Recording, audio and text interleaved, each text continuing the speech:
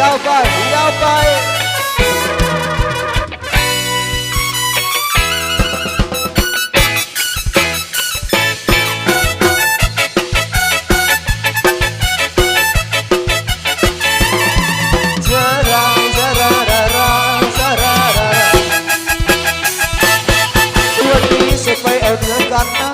จะไปไหวพระจันทร์ไปบนดอย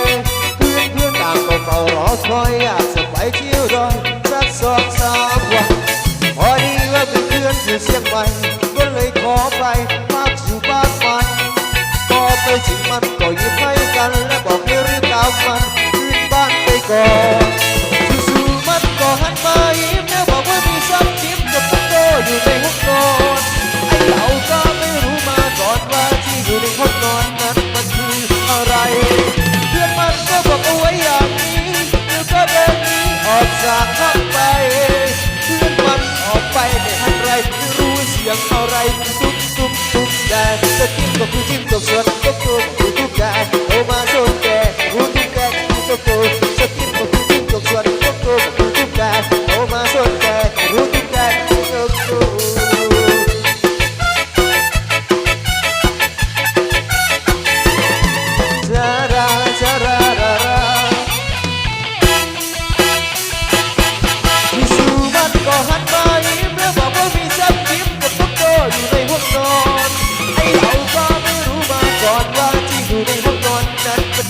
อะไร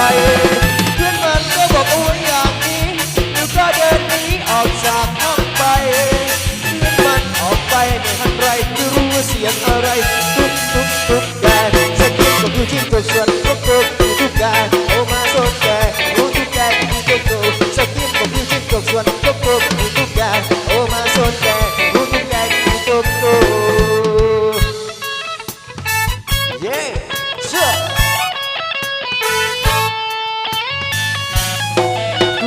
กลัวแต่ไม่รู้ทำไงก็เลยหลับไปจนถึงเช้าเลยตื่นมาก็ยังไม่เคยจึงสุดทุกการเต็มเลยน่ากลัวแต่ก็ค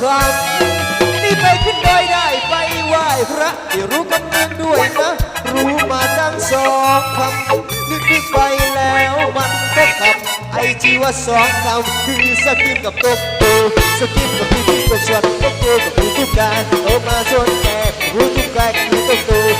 วกับพี่จิ้งจกเละตกตัวกับพี่ทุกแกเฮ้ถูกแล้ว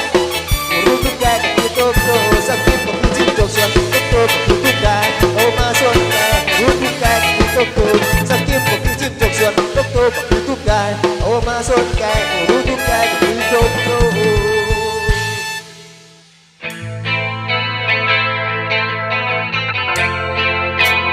ยาวตัวเชื่อ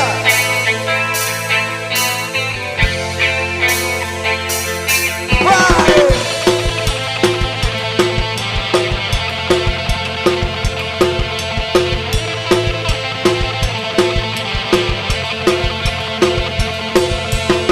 สดป่านนี้ไม่มีวี่แววปิดไปแล้วทั้งยิงและสายบางก็แลกบางก็เป็นร็อกผ้าซักผ้าสูเกิดเมืองนี้ใช่เกิดเมืองไหนเกิดเมืองลาวต้องเต้นอย่างลาวเต้นลำวงซ้ำซาเอาไหมติดตามภาษาคนลาว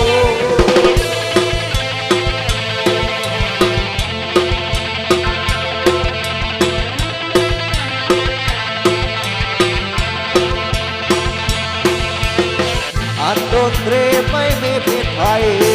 ใดๆให้ควรคิดดูลูกแต่ละมีเอกลักษณ์ให้ผมฟังในความเป็นไทยเรื่องของแอปเป็นเรื่องคนน้ำเรื่องของร็อกเป็นเรื่องคนขาวอยู่เมืองนี้มีแค่ให้เราปิดข้าวเช้าข้าวเหนียวปิดหวังนิดหน่อยน้อยใจในความเป็นไปไม่รู้เมื่อไรคนไทยถึงจะรักของใจรัฐบาลผู้น่าสงสารก้มหน้าทำงานยังสู้พ่อค้าไม่ไหวเอาแรปเอาร็อกรักของคนไทยถ้าขายกำไรลูกหลานสร้างมันรัฐบาลผู้น่าสงสารต้องไปดูงานของรัฐบ